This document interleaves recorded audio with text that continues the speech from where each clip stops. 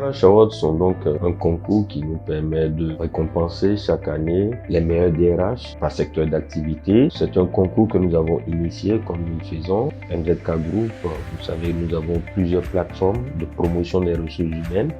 Et c'est pas nous-mêmes qui animons ces plateformes, c'est les acteurs du système, sinon du milieu, qui animent ces plateformes. C'est comme ça qu'en 2016, l'idée nous est venue, après plusieurs éditions des Journées nationales des ressources humaines, de lancer cette édition des RH Awards de sorte à valoriser davantage ces DRH-là qui se démarquent dans leurs fonctions et qui soient reconnus par leurs pairs.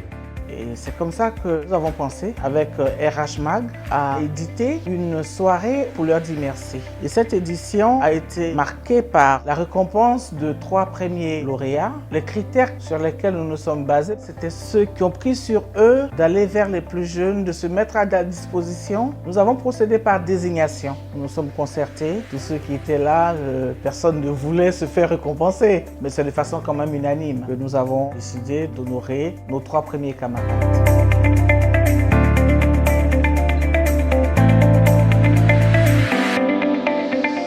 À partir de 2017, nous nous sommes dit qu'il faut crédibiliser davantage le processus. Nous sommes rapprochés d'un prestigieux cabinet, qui est le cabinet international Deloitte, et qui a accepté de nous accompagner dans cette aventure.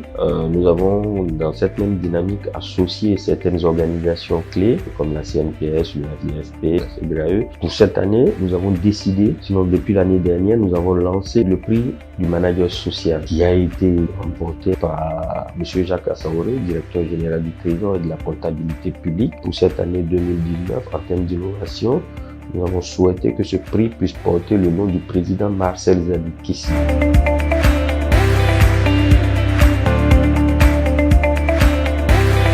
Quand vous faites des sélections au sein d'une population, on se pose toujours la question de sur quels critères, pourquoi il a été choisi, pourquoi pas l'autre.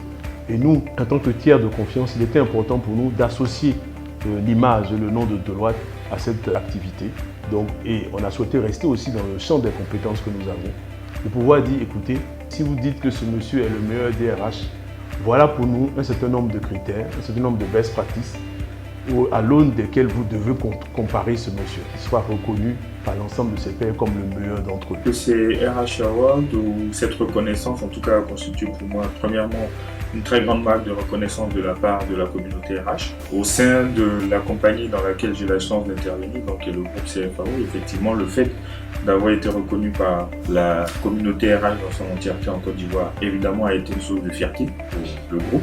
Et puis, nous a permis également de pouvoir, j'allais dire, avoir une certaine reconnaissance qui a contribué à consolider davantage l'importance de la fonction RH au sein de notre organisation.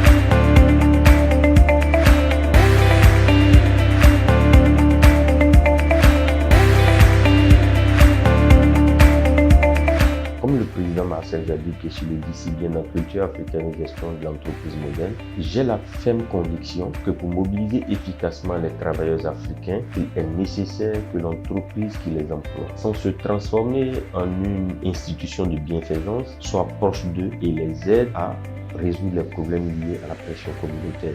Les RH Awards, parce que le mérite doit être reconnu et récompensé.